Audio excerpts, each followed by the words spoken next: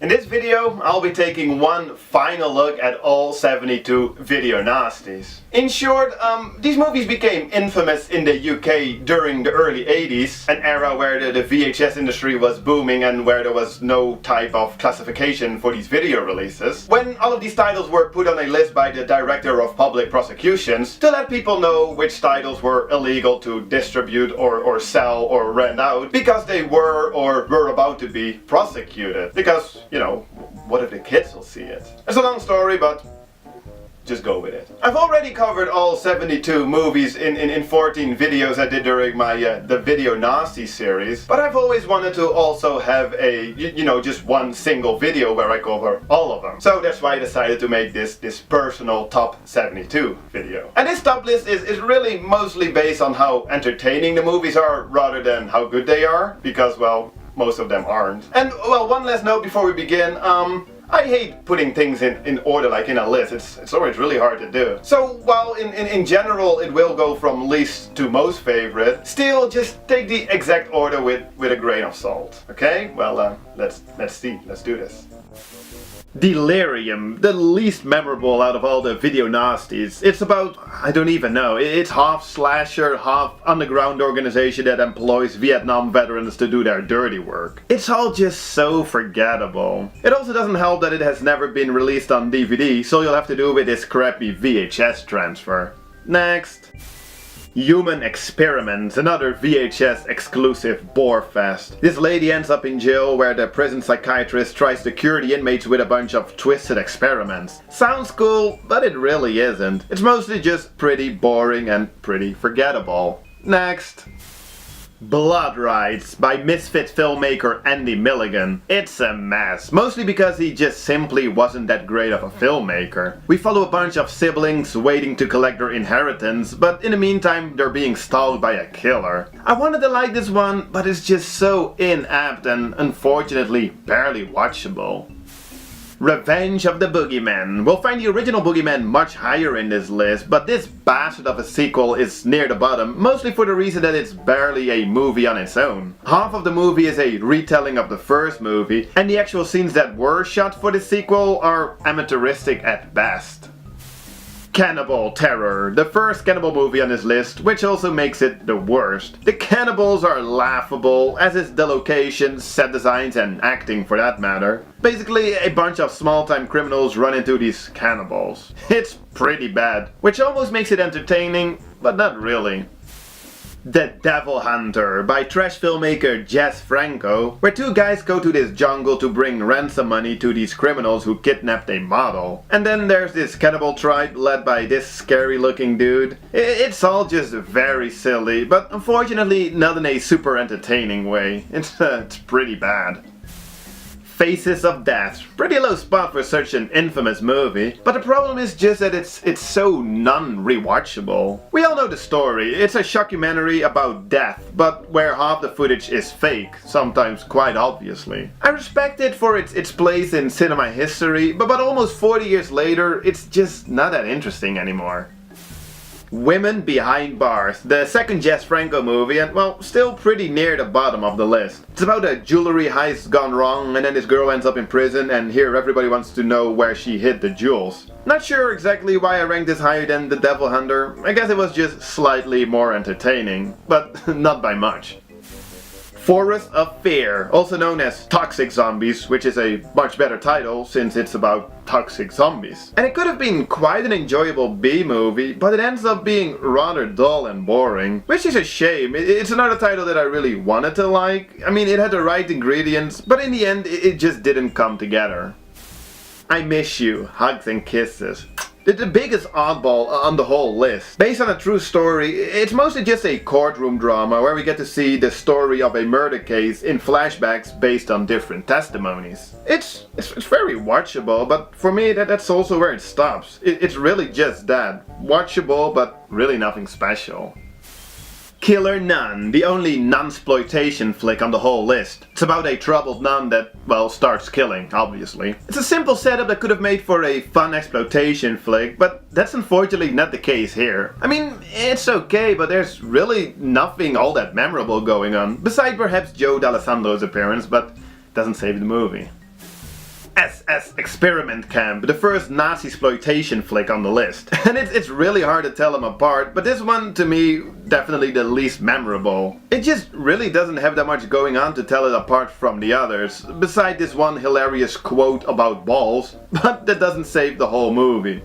Oh well.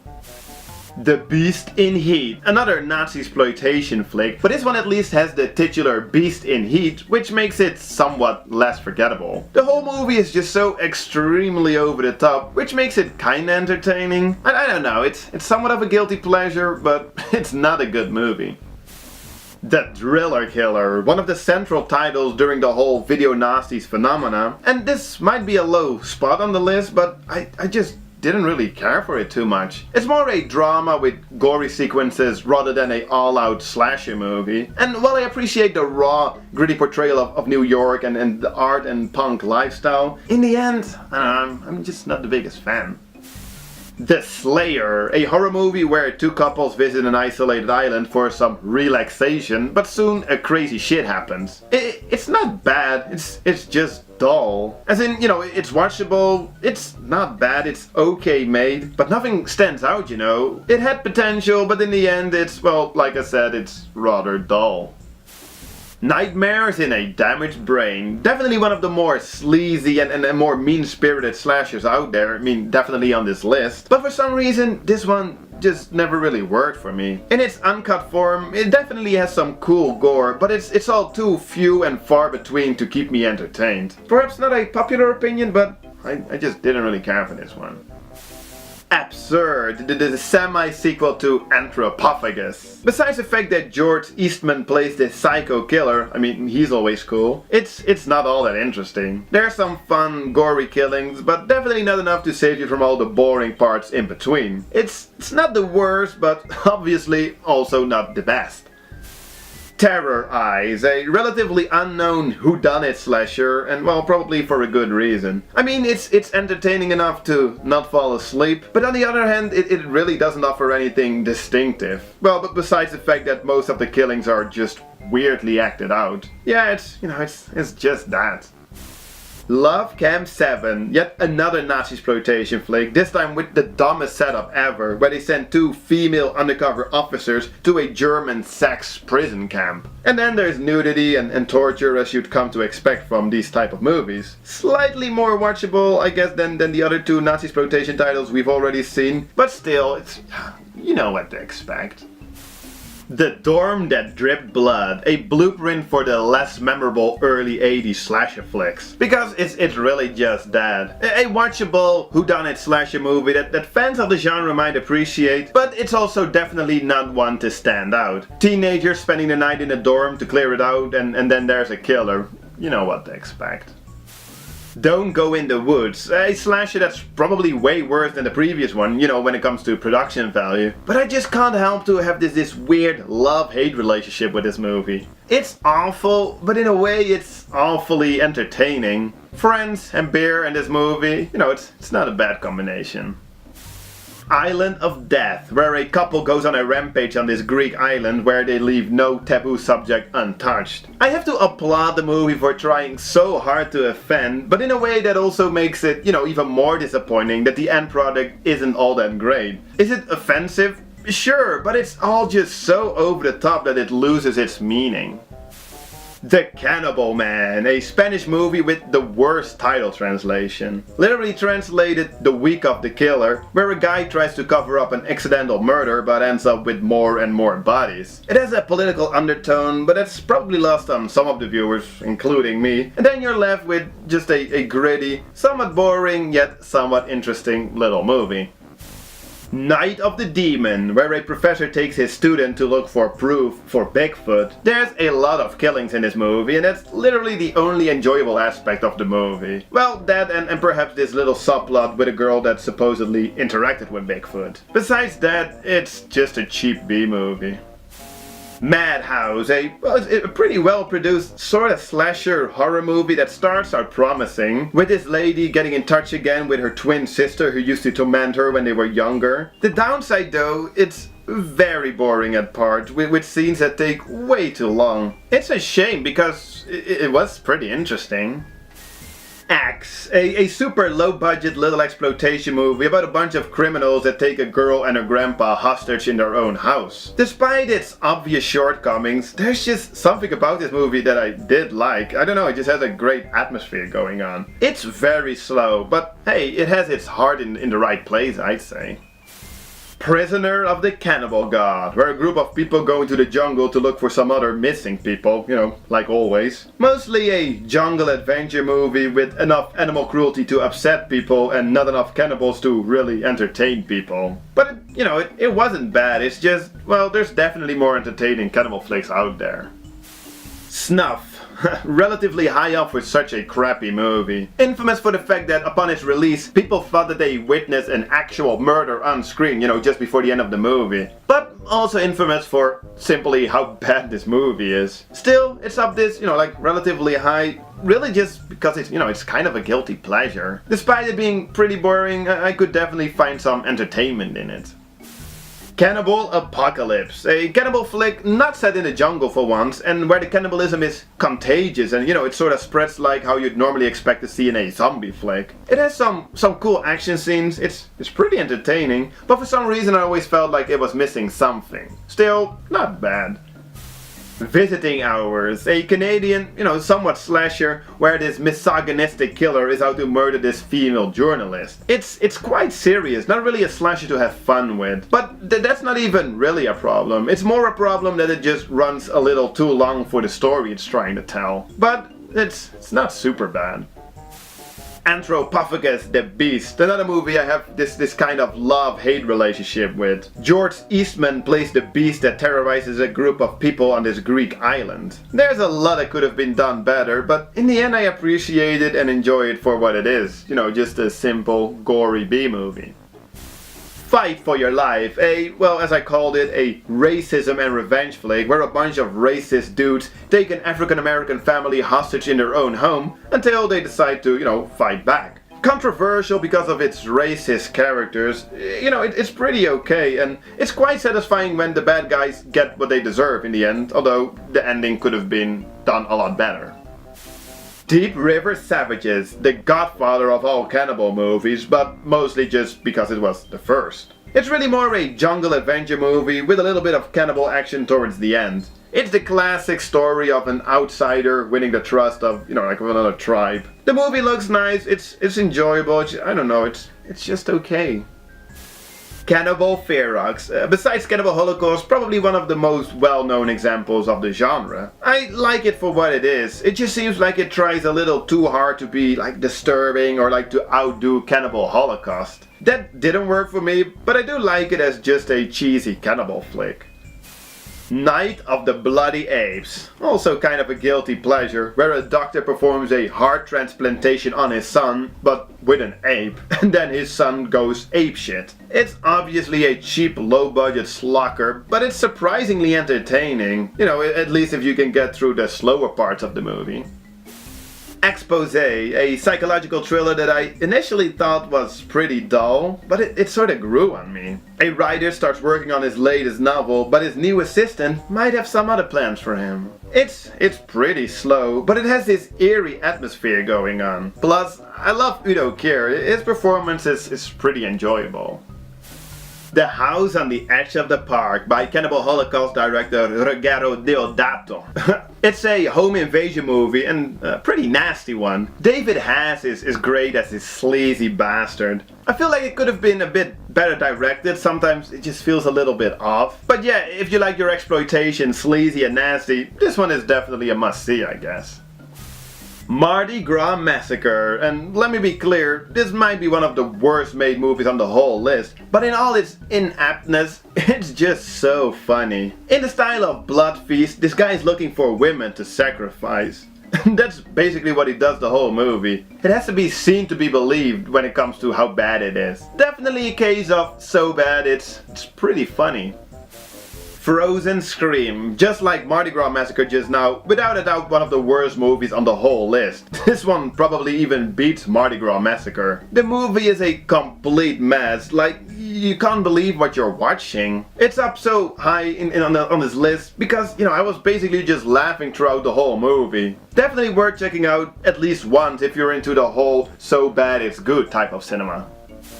Contamination, an Italian cash-in on the movie Alien. This one is mostly known for the exploding bodies effects. The whole movie, the story, it's a little silly, but it's pretty entertaining. Even though most of the time you're waiting for the next body to explode. But yeah, it's okay. The soundtrack by Goblin definitely helps. Bloody Moon and bloody hell is this slasher by Jess Franco a mess. It's so confusing and nonsensical for what could have been such a simple slasher movie. That's why it's up here at number 32. I was really entertained by how weird this movie is. It's just ridiculous. I don't know what else to say about it. The Toolbox Murders, a half slasher, half psychological thriller, where the biggest downside is that halfway through the movie, the pacing takes an enormous dive and it all becomes pretty slow. And that's a shame, because besides that, it's an interesting, quite mean-spirited, intense piece of, exploitation.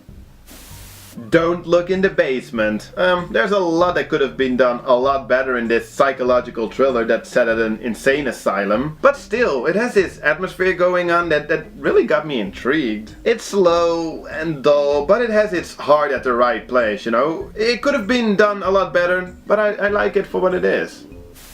Don't Go in the House, a pretty dark horror movie where we follow this mama's boy who, well, after his mom dies, goes a little crazy. The first half of the movie is pretty gruesome. It takes a little dive afterwards, but still, it's not bad. It's just a lot less fun than a lot of the more traditional slashers from around that era. I mean, it's pretty dark. The Witch Who Came from the Sea. Quite a misleading title for a movie that's more a psychological thriller about a woman acting out violent fantasies because of a troubled youth. It's a bizarre movie, but I liked it. Definitely something you'll have to see for yourself, just don't be fooled by the title. Tenebrae by Italian master of horror Dario Argento. It's a somewhat self-aware giallo about a writer that's being stalked by a killer. It's okay, I like it, but it's not really among my favorite Argento flicks. For that, it's just simply lacking something. Still, I enjoy this, and I love the soundtrack by Goblin. Dead and Buried, a pretty serious, very untraditional zombie movie. It's basically a mystery story where we follow a small town sheriff investigating some weird murder cases. It's slow, but it's very atmospheric. And even though the twist-filled plot really only works once, still, the movie stays pretty rewatchable. Don't Go Near the Park, the final and highest ranked bad movie. Because this one, just like Frozen Scream and Mardi Gras Massacre, is ridiculously bad. It's a confusing vampire story, but it doesn't even matter. The whole movie is just such an enjoyable mess. This one truly is so bad it's good. Late Night Trains, or The Last Train on the Left, since this is literally the last house on the left set on a train. Despite the obvious rip-off, it's not that bad. The train setting makes for a claustrophobic setting that gives the movie an uneasy tone. And, while I still prefer The Last House on the Left, it's a pretty okay addition to the whole rape and revenge genre.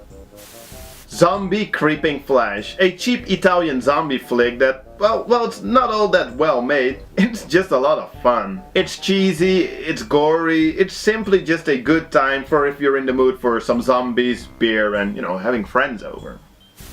The Werewolf and the Yeti, a Spanish werewolf movie that's part of this long series of cheap werewolf flicks. This one is honestly just a lot of fun. I mean, you get werewolves and the Yeti. Again, like with Zombie Creeping Flesh, production-wise it's not all that great, but hey, entertainment-wise, yeah, it's definitely enjoyable.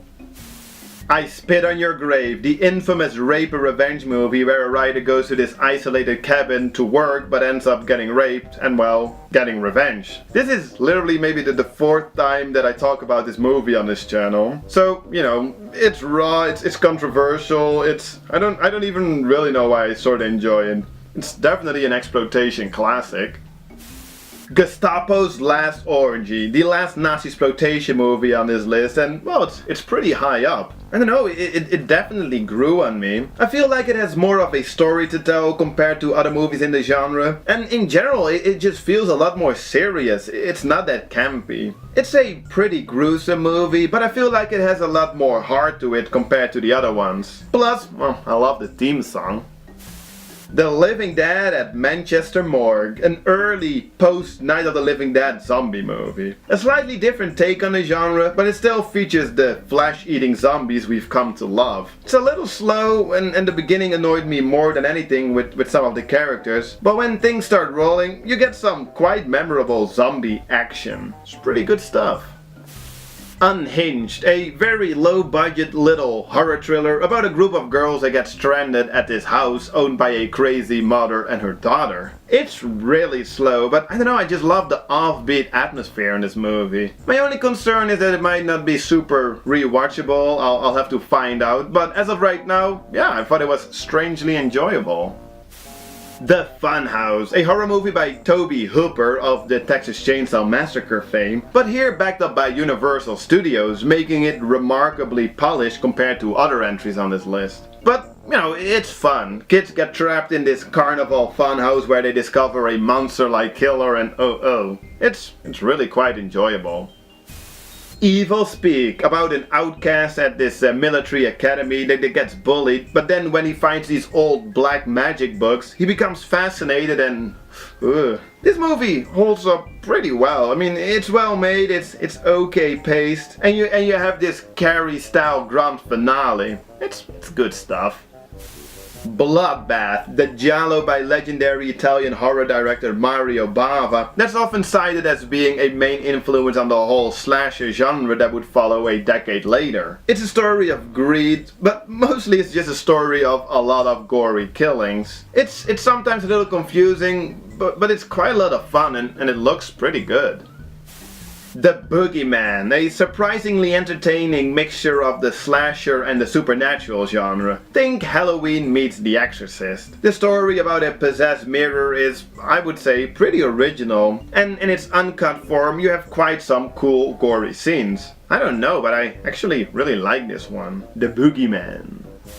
Blood Feast, and yes, this is in a high position on this list for a really cheap, poorly made exploitation movie, but it's just so much fun. We follow a caterer that goes out of his way to sacrifice a virgin. It's classic, so bad it's good. Besides that, it's also regarded to be the first splatter movie ever made, so hey, it even has historical value as well. The Last House on the Left, the infamous early rape and revenge movie directed by the great Wes Craven, who unfortunately passed away very recently. It was definitely hardcore for its time, but I'd say it's still pretty hardcore for today's standards. But that's what I like about it. It's raw and gritty, also the way it's shot and everything. Plus, it aged pretty well, I'd say. Definitely a classic exploitation movie. Inferno by Dario Argento, who we saw earlier on this list with Tenebrae. But here we get a much more dreamlike approach, and you know, I just love seeing Argento do what he's good at. I mostly appreciate this movie because it's just a delight to look at and also to listen to, you know, soundtrack wise. The story makes no sense to me, but doesn't matter too much. It just looks amazing, and because of that, you know, I can watch it over and over again. Top 10, Death Trap, Tobe Hooper's follow-up to his surprise hit The Texas Chainsaw Massacre. And I feel like I enjoyed this movie a lot more than the average horror fan, but I don't know, I just love the surreal atmosphere. I love the crazy story about this crazy hotel owner with a big ass crocodile. I don't know, it's really just a fun little twisted horror flick. Possession, and oh wow, what a movie this is. Basically a surreal take on the breakdown of a marriage. This movie is filled with over-the-top hysteric performances and a good dose of just plain weirdness. It's such a unique movie, definitely compared to the rest of these movies on this list. I don't know, it's really something you should see for yourself. Flash for Frankenstein, a deranged twisted take on the classic Frankenstein story. Udo Kier plays a mad scientist that wants to create a superior race. It's all so over the top and silly, but I just can't help liking it. quite a lot actually. It's just a perverted, fun little horror movie. Nightmare Maker, one of the biggest surprises for me on the whole list since I had never seen it before I started working on this series. We follow a boy who has an unhealthy relationship with his obsessive aunt, who gets caught up in this weird murder case. It's such a twisted tale with a lot of interesting performances, mostly by the aunt. It's really just a lot of fun. The Burning, one of my all-time favorite slasher flicks, and it's classic slasher stuff set at a summer camp where a crazy killer starts attacking the kids at the camp. What sets this one apart though from many other slashers is that you actually like the different characters, and even the bits in between the killings are quite enjoyable. Yeah, classic slasher in my opinion. Number 5, Zombie Flesh Eaters, the classic Lucio Fulci zombie flick. I'm very aware that it's pretty slow, that some would even consider it boring, but when it comes to the zombie genre, this movie has some of the most awesome and atmospheric zombie action, if you will, that I've ever seen. And mostly for that, I don't know, I just love this movie. Number 4, The Beyond, another Lucio Fulci flick, and while I might appreciate Zombie Flesh Eaters a little more, I think this one is just a tad bit more entertaining. It's like Fulci just pulled out all the stops making this a fun, crazy horror movie about a hotel that's built on a gate to hell. And then, you know, everything just goes wrong. Very atmospheric, very cool. Number 3, The Evil Dead, and of course this one had to be near the top of the list. It's without a doubt the most famous and most beloved horror movie on the whole list. It's innovative, it's gory, it's funny, it's really just a whole lot of fun. Not sure what else to say about this one. I mean, it's definitely a must-see if you're into horror, and you've probably already seen it if you are. Number 2, The House by the Cemetery, and yes, that puts all 3 Lucio Fulci video nasties in my top 5. Perhaps not as entertaining as The Beyond, but this movie just oozes with atmosphere, and that's for me the reason it ends up higher on this list than both Zombie and The Beyond. The cinematography is amazing, great soundtrack, even the slow pace works for me. I don't know, I just love this movie. And number 1, you've guessed it, Cannibal Holocaust, the infamous controversial Italian cannibal movie. I love it. It's surprisingly well made. It's original. It's still to this day quite intense. It's really just a great, disturbing movie experience. And I know, I don't care for the animal cruelty either, but you know, it happens. It's part of what makes this movie what it is. Not for everyone, but it definitely holds a unique place in cinema history. And well, that's it. All 72 video nasties, more or less in order from my least to most favorite title. So, well, after 14 videos, 1 tribute video, and now this top 72, that finally brings us to the real end of this whole video nasties adventure. Now I can finally let it rest. I hope you guys enjoyed this video and, well, you know, the whole series, and I'll see you guys soon with some new stuff.